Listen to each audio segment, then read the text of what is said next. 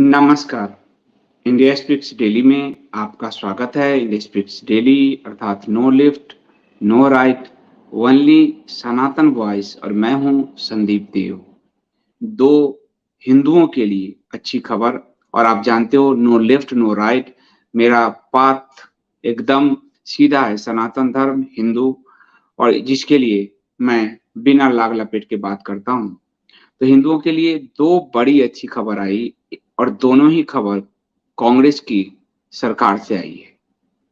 पहली खबर है राजस्थान से। राजस्थान के जैसलमेर के मूल सागर गांव में जो सरकारी जमीन से जिन पाकिस्तानी हिंदुओं को विस्थापित कर दिया गया था, उन्हें बसाने का निर्णय राजस्थान की कांग्रेस सरकार ने लिया है। हो सकता है ये चुनावी हो, लेकिन इसके बावजूद उन्होंने ये निर्णय लिया है और इसके एवज में 40 बीघा जमीन पर इनको बसाया जाएगा। ये निर्णय राजस्थान की अशोक गहलोत सरकार ने लिया है। जिला प्रशासन ने ये घोषणा की है कि कुछ पाकिस्तानी प्रवासी अपने रिश्तेदारों के साथ सरकारी जमीन पर बने अस्थायी घरों में रह रहे थे, जिन्हें हटाया गया था। और उस समय जो डीएम थी जैसलमेर की, टीना डाबी, उसकी बड़ी आलोचना हुई थी और टीना डाबी पे हमने भी आलोचना की थी। मैं इससे नहीं बचूंगा, मैंने भी आलोचना की थी। लेकिन आज जब उसकी कलम से 40 बीघे जमीन की बात निकली है, तो वो जो बेसहारा थे जमीन मिलने की खुशी में, इन्होंने टीना डाबी को पुत्रवती होने का आशीर्वाद दिया। तो हिंदू समाज कहीं भी है दुनिया में, वो इतना सहृदय है, इतना सहिष्णु है, इतना भावुक है कि वो कभी भी आपकी बुराई, किसी की बुराई नहीं चाहता, किसी के प्रति असहिष्णु नहीं होता। किसी ने उसे उजाड़ा है और अगले ही दिन अगर वो उसे बसा दे तो वो उसे भर भर कर आशीर्वाद भी देता है। और इसी का फायदा हमारे नेतागण उठाते हैं और हिंदुओं को वो बरगलाते रहते हैं, छलते हैं, माया रचते रहते हैं। ये निर्णय जिलाधिकारी टीना डाबी ने 40 बीघा सरकारी जमीन आवंटित करने का निर्णय लिया है, सरकार का ही है, पर जिलाधिकारी ने लागू किया है। और ये जमीन केवल भारतीय नागरिकता वालों को मिलेगी। इसमें यानी जो पाकिस्तानी नागरिक भारतीय नागरिकता ले चुके हैं उनको मिलेगी। यहाँ पर नरेंद्र मोदी सरकार का एक बड़ा फेलियर इनके रास्ते में आड़े आ सकता है। नरेंद्र मोदी सरकार ने सीए की बात की थी, सीए लाए भी, राष्ट्रपति ने उस अध्यादेश पे हस्ताक्षर भी किया, वो कानून भी बना। लेकिन शाहीन बाग के बाद इतना डर गई मोदी सरकार, डर के कारण इतनी पिलपिली हो गई मोदी सरकार शाहीन बाग के बाद, एंटी सीए मूवमेंट विरोध को देखते हुए, कि सरकार डर के मारे बार बार उसकी नियमावली तय करने की तिथि बढ़ाती जा रही है। और अब तक 7 बार नियमावली की जो तिथि है उसको बढ़ाने के लिए 7 बार बहाने बना चुकी है और बार बार संसद में ये बहाने बता चुकी है। तो और उधर जो गृह मंत्री अमित शाह हैं, जिनको बड़ा मजबूत माना जाता था, उन्होंने कहा कि ओवैसी अगर लिख कर दें विरोध नहीं करेंगे तो हम लागू करेंगे, जैसे ओवैसी प्राइम मिनिस्टर हो। तो आज ये सीए अगर लागू होता तो, हालांकि इसमें जितने भी भारतीय नागरिकता ले चुके उनको तो मिलेगा ही, लेकिन अगर सीए लागू होता तो ये नागरिकता मिलने की प्रक्रिया और तेज हो जाती। लेकिन मोदी सरकार ने शाहीन बाग के गुंडों, आतंकवादियों के समक्ष और खासकर अरब फंडेड जो पीएफआई आदि के समक्ष जिस तरह से सरेंडर किया, वो सरेंडर दर्शाता है कि वो इस कार्यकाल में तो सीए नहीं लाएगी। हाँ, चुनाव में जब देखेगी पासवानदार रीज नहीं रहे तो फिर वो पैतरे आजमा ले सकती है।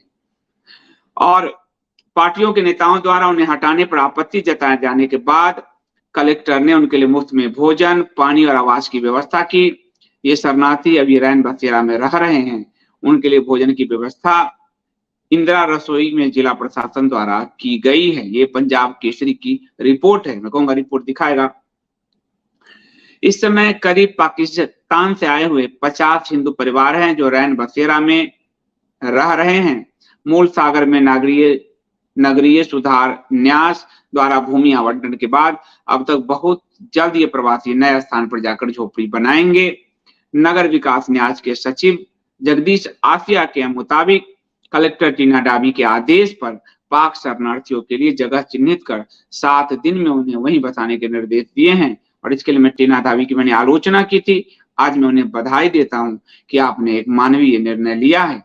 उनकी देखरेख में पाक शरणार्थियों को साथ लेकर एक कमेटी का गठन किया गया है।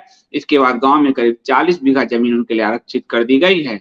और यदि प्रशासनिक अधिकारी, जिला अधिकारी सजग हो, सक्षम हो, तो सरकार को भी बाध्य कर सकती है। ये टीना ढाबी ने इस मामले में दिखाया है। और मैंने आपको दोनों ही बात बताया, तब मैंने आलोचना की थी, आज उन्होंने अच्छी बात की है तो मैं उनकी तारीफ कर रहा हूँ। यूटीआई अधिकारी ने बताया कि 40 बीघा जमीन पर 250 परिवारों को बसाने की योजना है। 250 परिवार को बसाया जाएगा।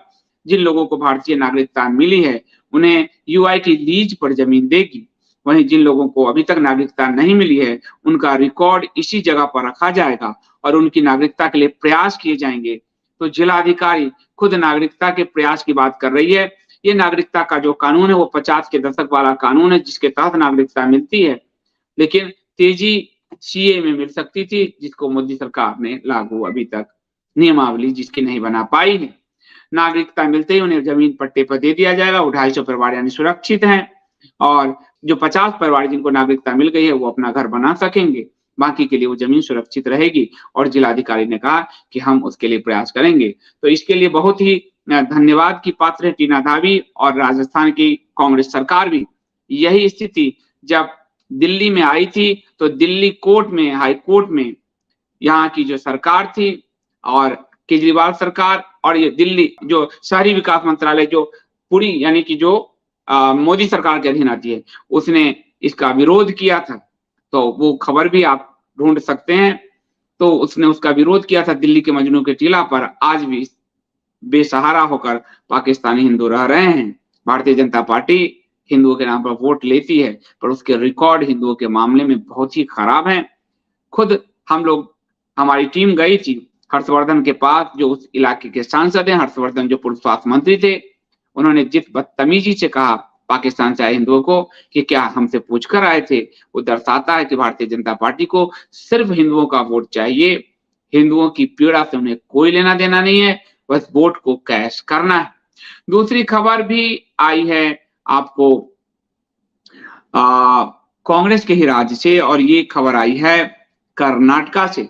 कर्नाटका में जो प्रवीण नेतारू थे, जो भारतीय जनता युवा मोर्चा के लीडर थे प्रवीण नेतारू, और जिन्होंने सीरिया के स्टाइल में जिनका गला काटा गया था जिहादियों द्वारा, वो जिहादी उनके पापा के दुकान पर ही काम करते थे। गला इसलिए काटा गया था प्रवीण नेतारू का क्योंकि उन्होंने नुपुर के मामले के बाद कन्हैयालाल की जो उदयपुर में हत्या हुई, कन्हैयालाल का सपोर्ट किया था। 2022 भारत के इतिहास में एक काला दिन के रूप में दर्ज है। जैसे 2008 में कांग्रेस के कार्यकाल में बहुत ज्यादा बम धमाके हुए थे, उसी तरह भारतीय जनता पार्टी के शासन में जिहादी और सीरिया के स्टाइल में हिंदुओं के गले काटे गए। जिन हिंदुओं के गले काटे गए उसमें से एक प्रवीण नेतारू थे जो बीजेपी युवा मोर्चा के लीडर थे। जब इनका गला काटा गया तो बीजेपी युवा मोर्चा के अध्यक्ष तेजस्वी सूर्या ने संवेदना जाहिर की और भारतीय जनता पार्टी के आला कमान का दबाव हो या जो भी कारण हो, एएनआई ने वो ट्वीट डिलीट किया जो खबर बनी थी। उसके बाद भारतीय जनता पार्टी युवा मोर्चा का गुस्सा भड़क गया और भारतीय जनता पार्टी के वहां के अध्यक्ष की गाड़ी तक उन्होंने हिला दी, घेर लिया। उसके बाद जो बसव राज की उनकी जो भाजपा की सरकार थी, उन्होंने अपने ही कार्यकर्ताओं पे, हिंदुओं पे लाठी चार्ज किया। लेकिन जब चुनाव आया तो कालनेमी पैतरा इन्होंने आजमाया और प्रवीण नेतारू के घर में जो है भाजपा के राष्ट्रीय अध्यक्ष जेपी नड्डा पहुंच गए उनको घर देने के लिए। उससे पहले जो भाजपा की सरकार ने वोट लेने के लिए प्रवीण नेतारू की पत्नी जो है उसको उन्होंने एक टेम्पोररी बेसिस पे यानी अस्थायी तौर पे स्टेट गवर्नमेंट जॉब दे दिया था और नूतन कुमारी उनका नाम है, अस्थायी तौर पे एक जॉब दे दिया था जो बाद में कांग्रेस की सरकार बनी। उसने और जितने भी करीब 150 अस्थायी नौकरियां थी जो दी गई थी उन सबको मिनिस्टर सिद्धारमैया ने रद्द किया। उसके बाद भाजपा के मास्टर स्ट्रोकवादियों ने चिल्लाना शुरू किया, भाजपा के यूट्यूबर्स वालों ने चिल्लाना शुरू किया, मीडिया ने चिल्लाना शुरू किया। लेकिन मीडिया ने, यूट्यूबर्स ने ये नहीं बताए कि वोट लेने के लिए चतुर्थ श्रेणी में सी में अस्थायी नौकरी भाजपा की सरकार ने दी थी, सिर्फ वोट लेने के लिए। बाद में ये मामला जब सिद्धारमैया चीफ मिनिस्टर कर्नाटका के पास पहुंची, उन्होंने इसे ट्वीट से ये जानकारी दी और इसे एक मानवीय संवेदना के आधार पर इसे एक स्पेशल केस माना और उसमें से नूतन कुमारी के जॉब को उन्होंने परमानेंट कर दिया। उनको the Siddaramaiah tweeted that whatever a new government takes charge sacking the temporary employees hired by previous government, कि जब भी कोई नई सरकार चार्ज लेती है तो जो पूर्व की सरकार द्वारा अस्थायी नौकरी तत्काल अर्जित डाली जाती है उसको वो सैक करती है। लेकिन इसमें 150 लोगों के टेम्पोररी एम्प्लॉयमेंट अपॉइंटमेंट जो थे कॉन्ट्रैक्ट बेसिस पे उनको खत्म किए गए। भाजपा ने अपने कार्यकर्ता की पत्नी को अस्थायी नौकरी नहीं दी। सरकार चाहे तो पीएमओ से सीएमओ तक नौकरी दे सकती है अपने मरे हुए कार्यकर्ता के परिवार को, लेकिन भाजपा ने सिर्फ वोट के लिए ये एक फंदा फेंका और वो चुनाव से पहले उनको एक चतुर्थ श्रेणी की अस्थायी नौकरी दी। लेकिन ये मामला जब उठा तो इसमें नूतन कुमारी के मामले को जो है इसमें मुख्यमंत्री सिद्धारमैया का कहना है कि हमने एक स्पेशल केस के रूप में लिया है और इसलिए उनकी नौकरी को हमने मानवीय संवेदना के आधार पर बहाल किया है। इसलिए जो यूट्यूबर्स फैला रहे थे झूठ, उन्हें ये डालिए, क्योंकि वो उनको हिंदुओं की पीड़ा से कोई मतलब नहीं है। जो मास्टर स्ट्रोकवादी मीडिया फैला रहे थे, हिंदुओं की पीड़ा नहीं, उनका हिंदुत्व सिर्फ भाजपा की का गुलाम है, उनका हिंदुत्व सिर्फ संघ का गुलाम है, उनका हिंदुत्व सिर्फ एक नेता का गुलाम है, उनका हिंदू धर्म से कोई लेना देना नहीं है। इसलिए हिंदू धर्म के पक्ष में अगर कुछ हो रहा है तो आप उन मास्टर स्ट्रोकवादियों के चैनल पे आप जैसलमेर के हिंदुओं की पीड़ा और उजाड़े जाने की खबर आपने देखा होगा, बसाए जाने की खबर नहीं देखेंगे आप। प्रवीण नेतारू के जो अस्थायी नौकरी की सूचना भी उन्होंने छुपाई होगी, लेकिन जब उजाड़ा गया तो बताया गया था, यानी जब इनको हटाया गया। लेकिन अब बाहर किया गया तो आपको नहीं बताएंगे, क्योंकि इनका हिंदुत्व पैसे पर बिकने वाला, पार्टी के गुलामी पर बिकने वाला हिंदुत्व है। तो दो खबर एक अच्छी आई है, प्रवीण नेतारू की जो जुलाई 2022 में हत्या हुई थी उस पर बोमई सरकार ने ऑर्डर इशू किया था और मिसेज नूतन को उनके ऑफिस में बेंगलुरु में टेम्पोररी बेसिस पर नौकरी दी थी और वो उसमें जो है 57 लोग थे करीब जो जिनको कॉन्ट्रैक्ट पे नौकरी दी गई थी। Chief minister group C post पे अपने कार्यकर्ता के सी पोस्ट पे वो भी अस्थायी नौकरी दी थी। बाद में इसको जो इस सरकार ने आकर कांग्रेस की सरकार ने जो टेम्परेरी बेसिस पे सबको हटाया और उसके बाद मानवीय संवेदना के आधार पर नूतन कुमारी के केस को लेते हुए उनकी नौकरी को अस्थायी किया गया है। तो ये एक जो है हिंदू समाज के लिए दो बड़ी अच्छी खबर है।